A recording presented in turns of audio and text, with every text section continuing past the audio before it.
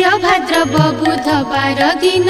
बुधेई ओषा हे बसे ही दिन सासु बोलोई जे बहु को चाही ओषा आज किलो करिबु नाही सुनी न बहु बोलोई वचन काहि पाई ओषा करिबि पुण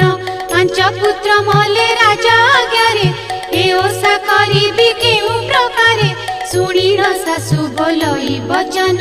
रखिबे ताकुल बुद्धि बामन